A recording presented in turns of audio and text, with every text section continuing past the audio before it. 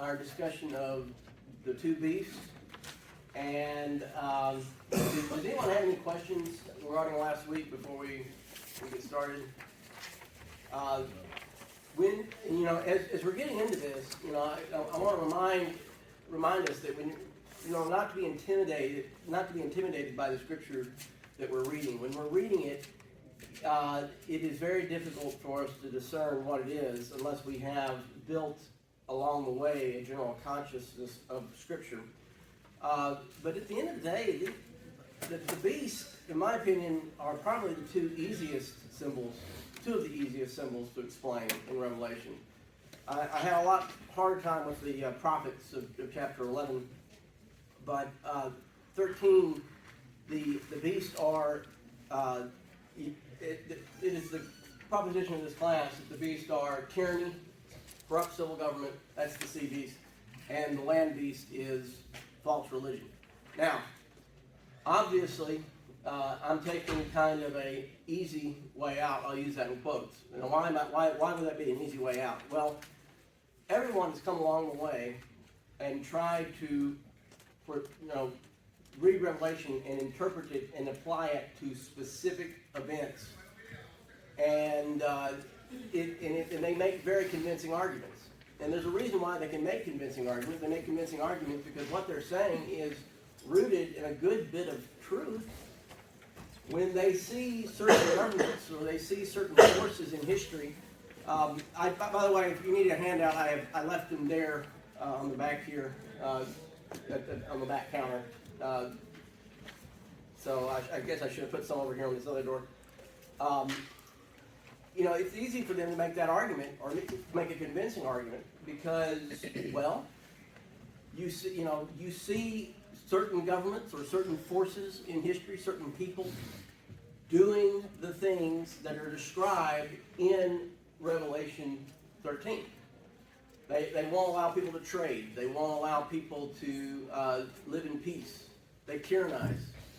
Whoever is doing that tyranny, it's easy to look upon them and say, hey, they may be the beast. Well, the other thing is we kind of dismiss it and say, well, we don't know. It's not up to us to know the seasons.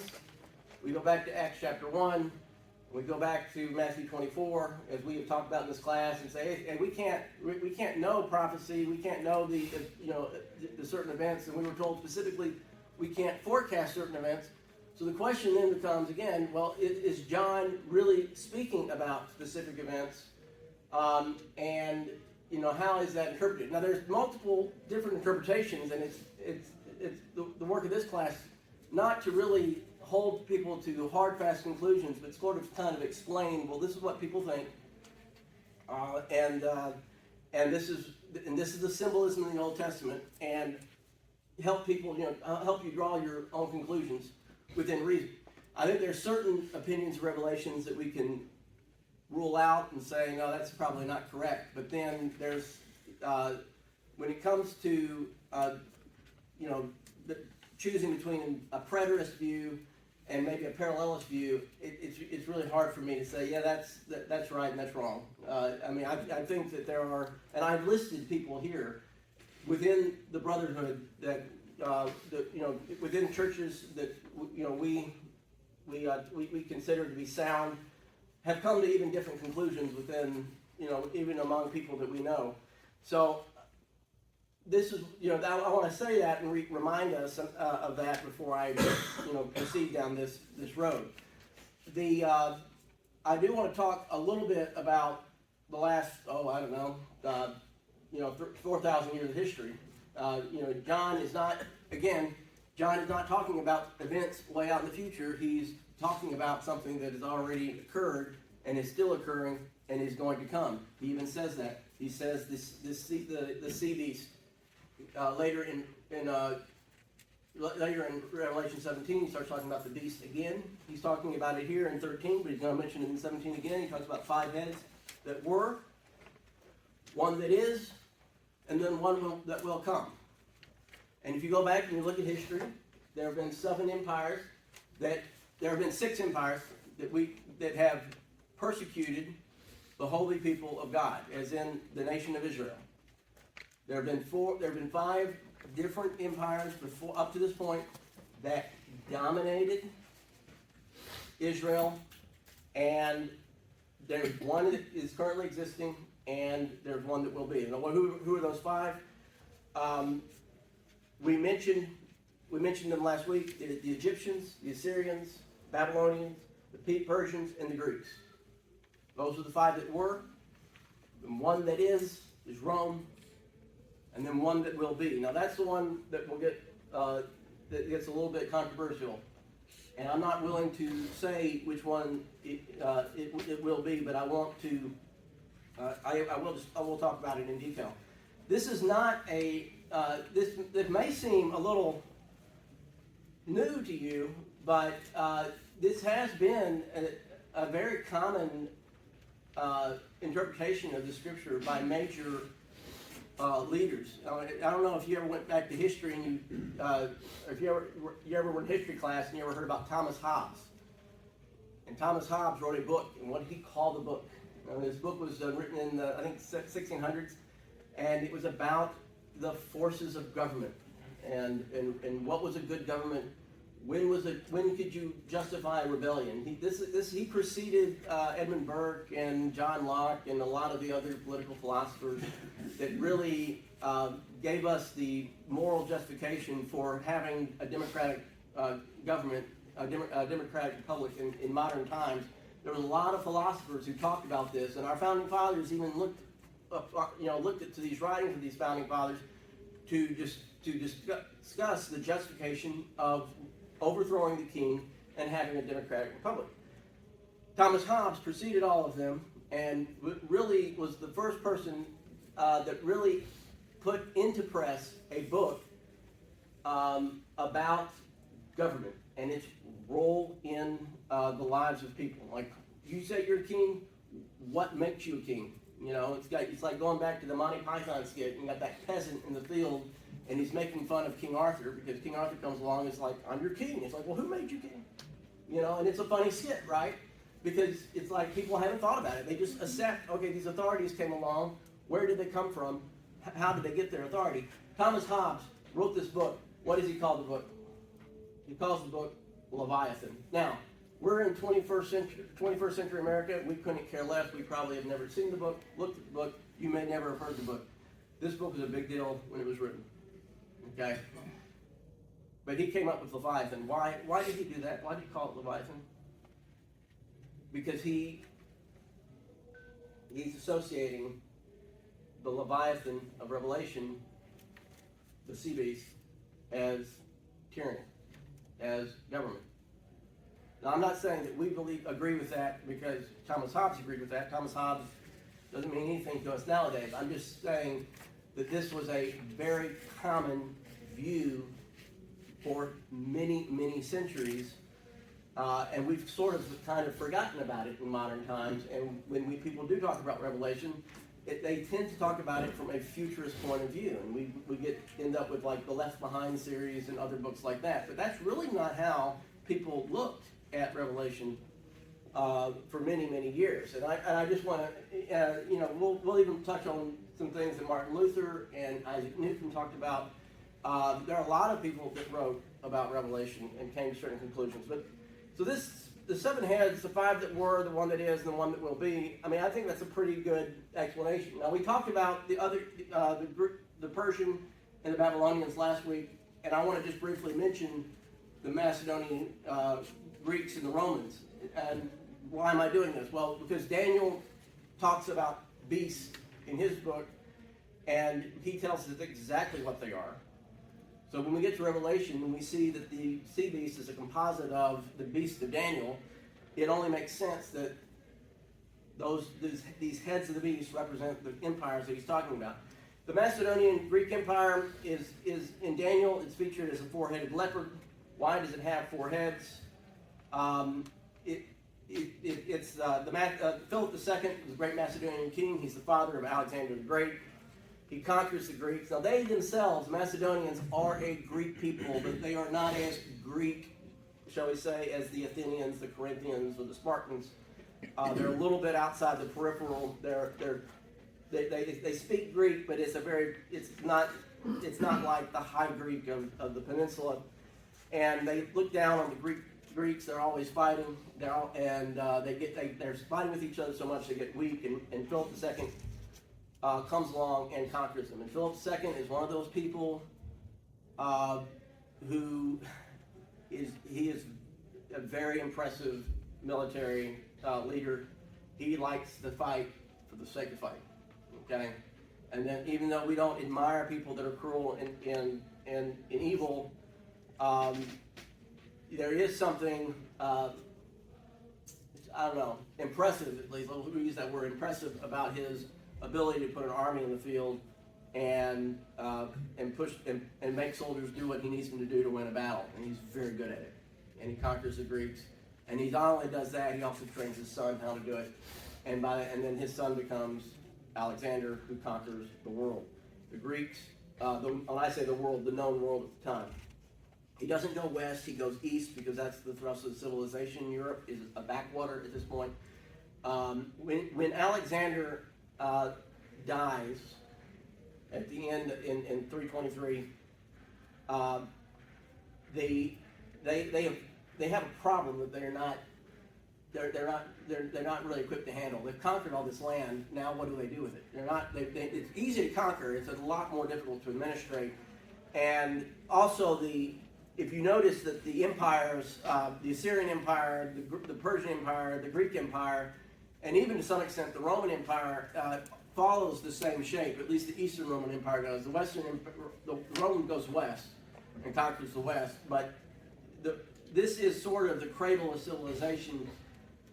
There are barriers around this. You can't go south across the Sahara. You can't go east past the Himalayas. You can't go north into the Caucasus Mountains.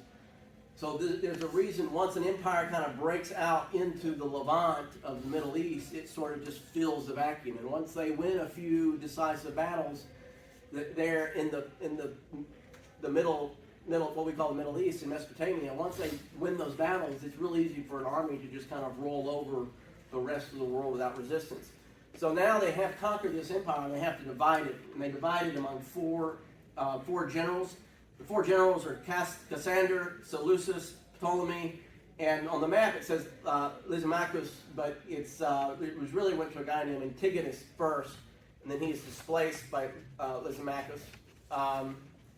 The world, by the time Christ comes into the world, remember the epistles are written in not Latin, they are written in Greek. The world is still very much Greek. The Greek culture is going to dominate. The Romans, although they do have this, they kind of come from an Etruscan background and some of the Italian tribes. Rome itself is sort of a conglomerate, like a metropolitan city with sort of a mixture of all these Roman tribes that grows, becomes strong, and then conquers Greece. But in many sense of the word, the Macedonians and Romans both, they really want to be Greek. The culture is so superior that they don't really want to impose their culture upon the world. They want to really adapt the Greek culture because they see it as superior to their own. But they bring forth a certain military readiness and other technology to the scene that the Greeks don't have.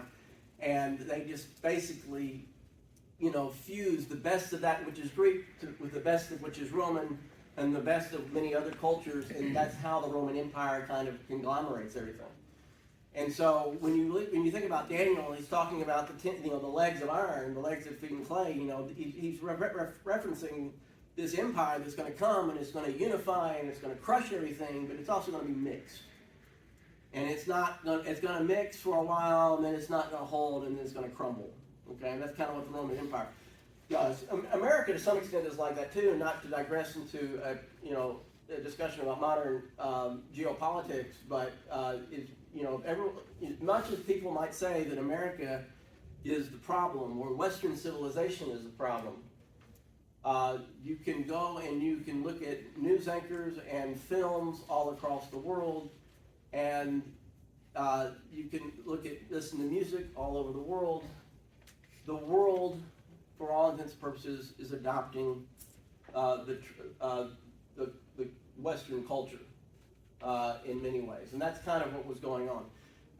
They might, criticize the American government all they want, or they might criticize the governments of Western civilization all they want.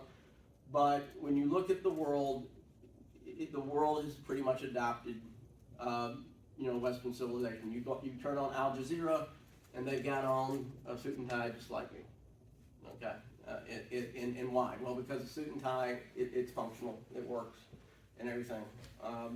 Although I will say that pants are Arab in origin. So I mean, and why is that? Because the modern culture, kind of like the Romans, adopts what works, and so it's a blend of all technology. Now, the Roman Empire is the fourth beast. It's here. It's kind of pictured as a lion, but it's actually it's not described as a lion. It's described as an empire that will be like none other. It's founded in 753 by Romulus and Remus. It first starts out as a city of ethnically diverse misfits, it's just a group of people that couldn't really live anywhere else. They go down into the swamps on the Tiber River, and they sort of they live where other people won't even want to follow them there. There's just you want that terrible piece of land, you go have it. We're going to leave you alone. Well, what happens? Well, all the rejects of the local society end up in Rome, and they become somewhat democratic. They establish a republic. It ends up being actually an incredibly ideal location for blocking trade up the western side of the Italian peninsula, and the city begins to grow. Over the next few hundred years, it eventually conquers the Italian peninsula, and eventually conquers the entire Mediterranean. And then Daniel mentions iron, okay? And it's ironic that he says ironic, although ironic doesn't mean iron. It is ironic that he says this because they are very good at the use of steel. They understand how to use metal like no other society before them. They make small innovations, like they put a heel on the boots of their soldiers. No big deal, except now their soldiers can walk 2 or 3 times further than the average soldier, because they shift by just doing that simple shifting the weight of a man's weight to the ball of his foot. He can walk farther. They build all their cities in grids. They're ruthless. They're powerful, but they don't do it just to be evil, like shall we say the Assyrians did. The Assyrians enjoyed being evil, and I don't know if the Romans were evil, and they did, and you can certainly cite Roman atrocities, but it wasn't good for business. Being evil was not good for business. Okay, so the Romans. This here is a good map that I was actually pleased I was actually able to embed in the PowerPoint. And it shows you how it grew, and it conquers the world. And so when John is talking about the beast, it's kind of, of course he's going to kind of acknowledge the current political situation of the day. Now, there's 10 horns on this beast. Now, people debate about what the horns could be. Now, some people say that the horns, if the way John describes the horns, there's going to be 10 horns. They're going to receive power for 1 hour. And we mentioned this in class, so I'm sorry if I'm coming out of nowhere with this. But we covered this last week, and so I'm going back a little bit. These horns, what were the horns? Now, some people argue that the horns was when the Roman Empire fell apart, it sort of breaks up into about 10 different groups. I don't know if I agree with this. Now, other people say that the 10 horns are going to be subsequent kingdoms that come after it, Rome, and they're only going to have power for a little while, but they're still sort of operating in this Roman world. Even though Rome is gone, the world that it creates is still Roman, and to some extent, you could make that argument. I mean, we do live in Western civilization, And a lot of that still comes out of Rome and out of Greece, and a lot of the countries that we have today, I mean, they started out as provinces in the Roman Empire, and they eventually evolved. But this is kind of how those tribes break down. Gibbon, when he wrote Decline and Fall of the Western Empire, these are the 10 kingdoms that he listed. Now, the map's a little confusing because the Picts and the Celts, they're colored. They really weren't part of the Roman Empire. And then the East, there's a lot of things in the East that were at some point conquered by the Roman Empire, but they weren't combined for very long. This right here is sort of the crux of what the Roman Empire was for more centuries than others. Although Rome did conquer more territory than what's pictured here. So no kingdom would ever dominate the known world. I don't think that this was provinces in the Roman empires, but they were listed. Now there's other, when John mentions there's one to come. Well, in some sense, there's always one empire to come. Now some people are looking for a world government or some seventh kingdom that's going to take over everything in the end. Now my argument there is there have been other empires after Rome that people could make an argument for. Mainly the Byzantines, the Seljuk Turks, the Moors. They all conquered the land to the same extent as the Roman Empire. Are these different horns of the Roman Empire? I don't know, I don't think it's important really to count the horns and try to say, okay, well, this is the seventh horn, this is the eighth horn. That means that God is coming at the end of the 10th horn. I don't think I want to do that. I do want to point out that, that's why I kind of fall back on this argument. Okay, it's tyranny. Government is going to be a force in human history all the time, and many times it is going to get in the way of you having a good, peaceful life. Now, in America, we've got it good.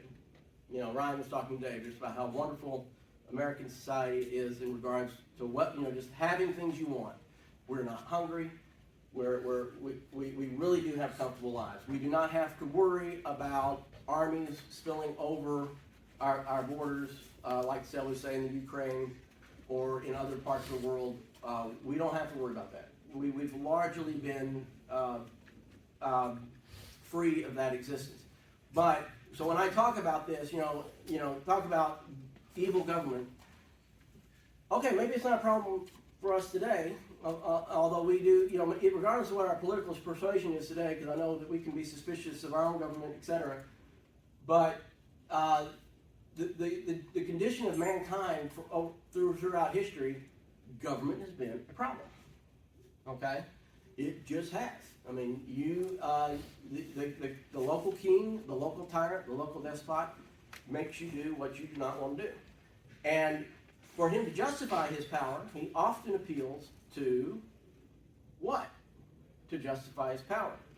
He appeals to false religion. The land beast. Now again, the land beast is going to come along and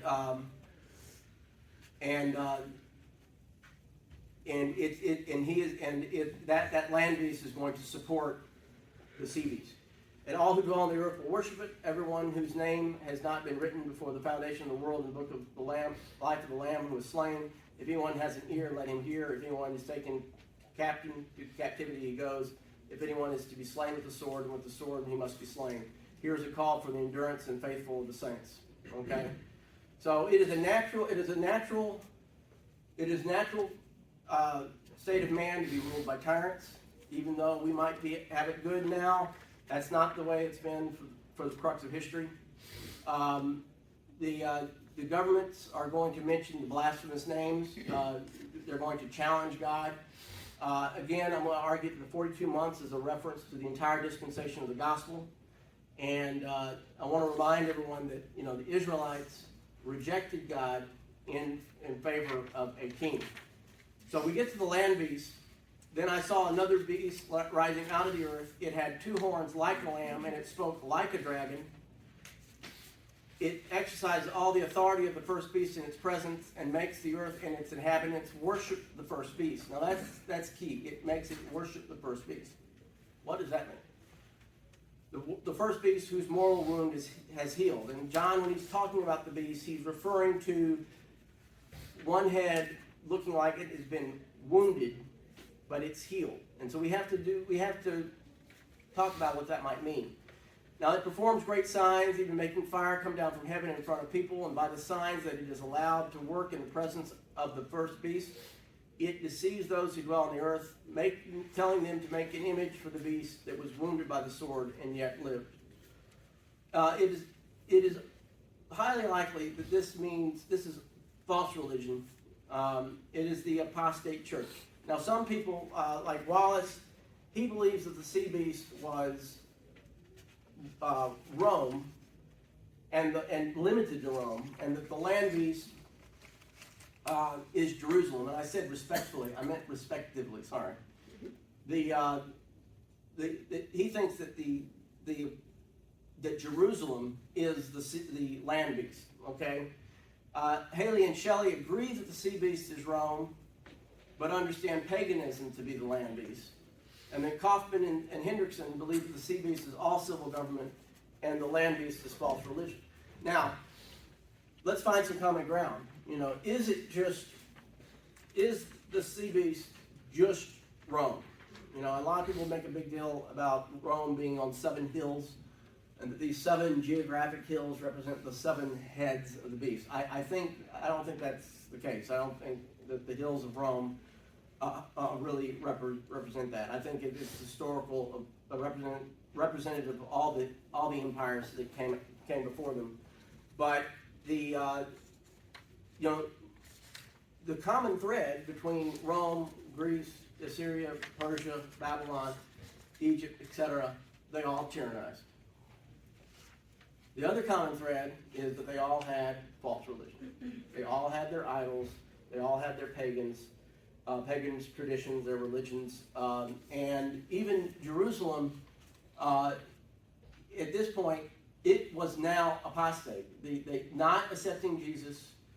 They had continued to follow the old law that had been fulfilled and had been replaced.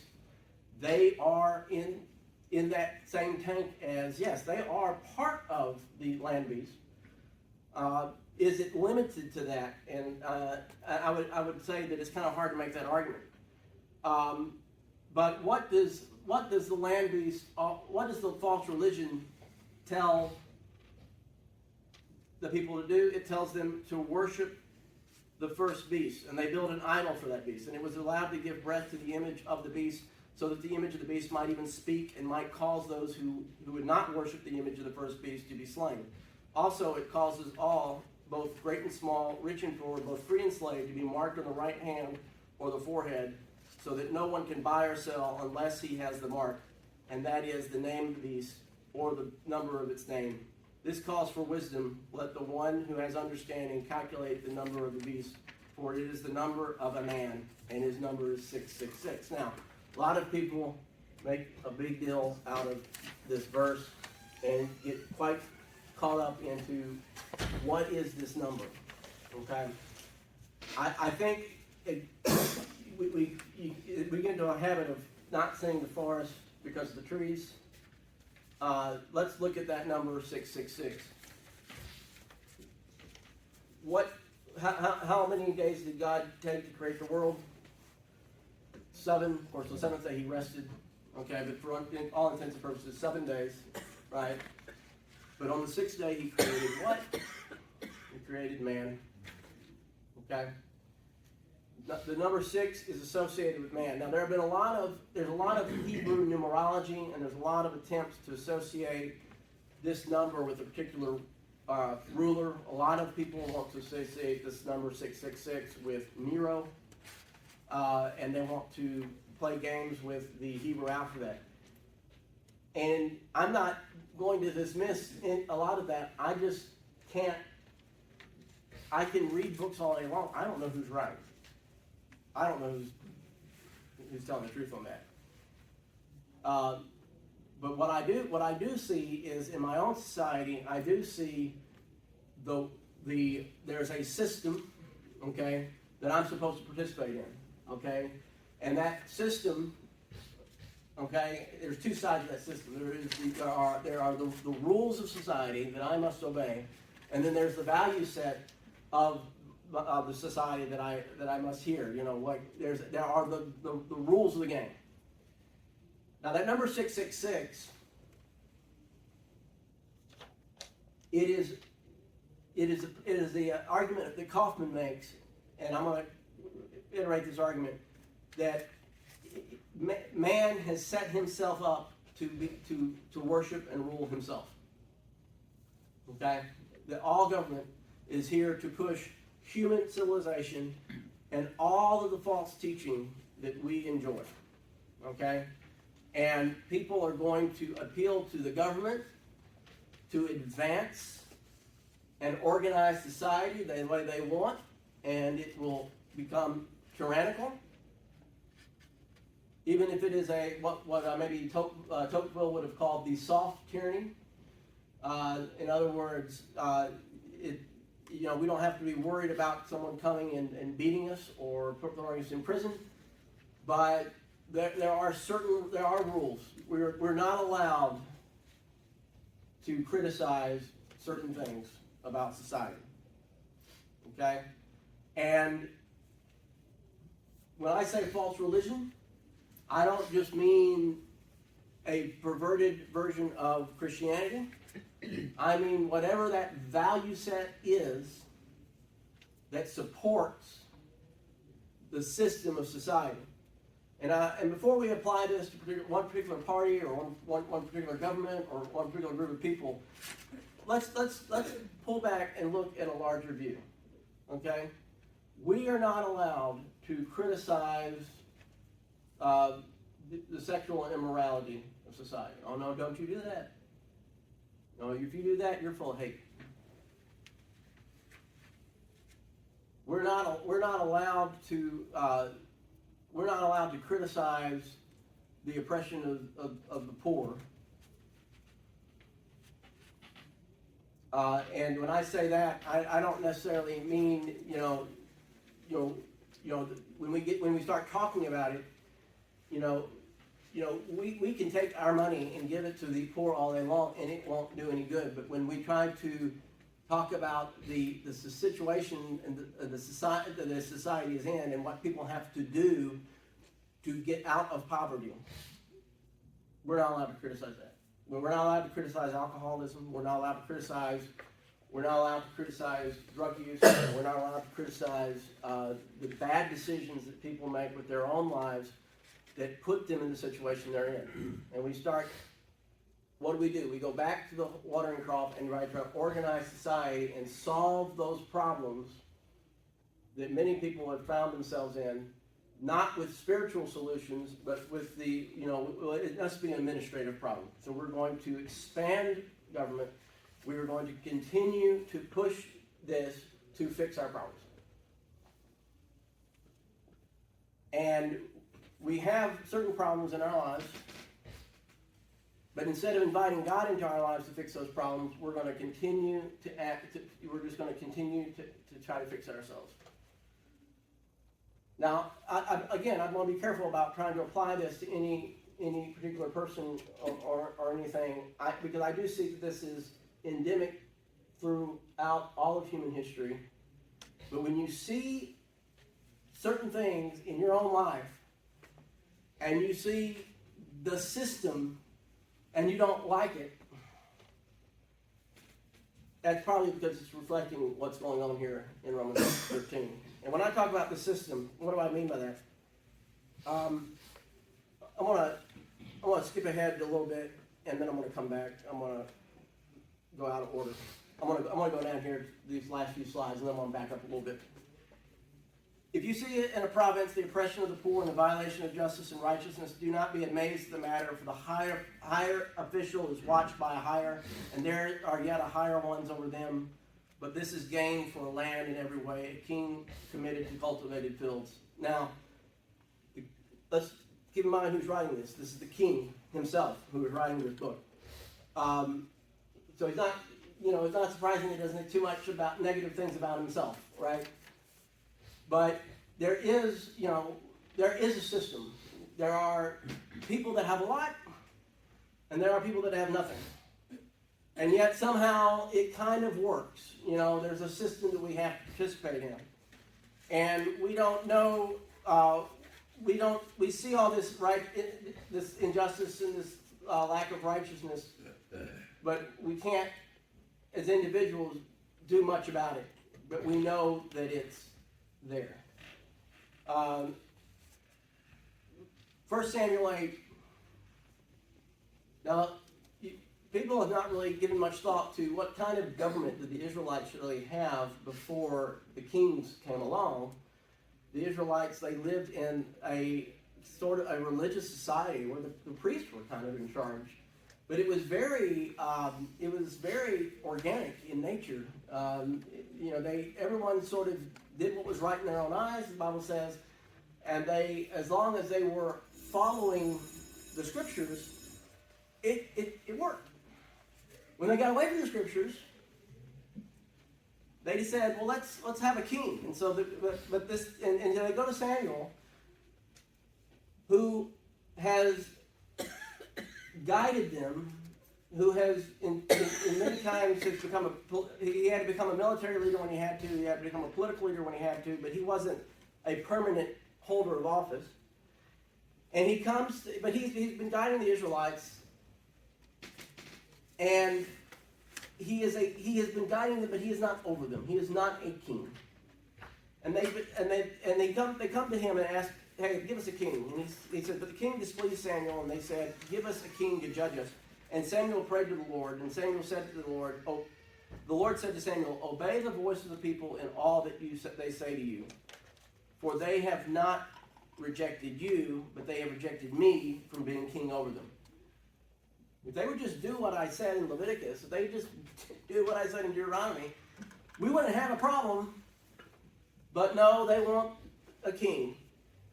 So now then, obey their voice. Only you shall solemnly warn them and show them the ways of the king who shall reign over them. And he said, "This will be the ways of the king who will reign over you. He will take your sons and appoint them to his chariots and to be his horsemen, and to run before his chariots. He will take your daughters to be your perfumers, cooks, and bakers. He will take the best of your fields and vineyards and olive orchards and give them to his servants. He will take the tenth of your grain and your vineyards and give to his officers and to his servants. He will take your male servants and female servants and the best of your young men and your donkeys and put them to his work. He will take the tenth of your flocks, a tenth, only a tenth, and you shall be his slaves. And in that day you will cry out because of your king, whom you have chosen for yourselves, but the Lord will not answer you in that day." So they want a king, they want this, they want to organize themselves to solve their problems through politics, and this is God's response. Now, that is not to say that we don't get involved in politics, okay? That's not what I'm saying. I'm just saying that in that world of politics, it's always going to be a two-edged sword.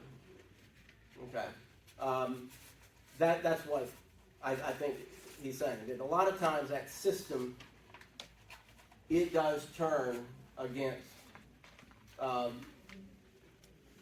wrong people. It turns against the good people, or the people that are trying to just live their lives. That's a very high-level view. That's again. People keep looking at the future to see that the beasts are already here, okay, and they've been here for a long time, and they've been here since Nimrod built his tower. Okay, it's not going away. Everything about Baal worship, for example, it was there to do what? It was to support the power of the authorities. And secularism today, it is a religion. It has its saints, it has its liturgies, it has its heroes, it has its codes of ethics, it has its rules, it has the thing, it has its sins, the things that you're not allowed to do. Okay? Because you're not allowed to oppose the system. Now, I did not talk about the little horn of Daniel yet. I'll finish that up in the next class.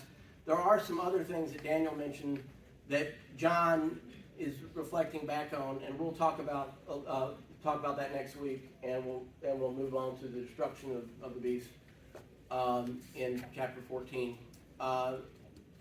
Looking ahead, I will be out the first week of October, and we'll have a guest teacher, probably Scott Huff.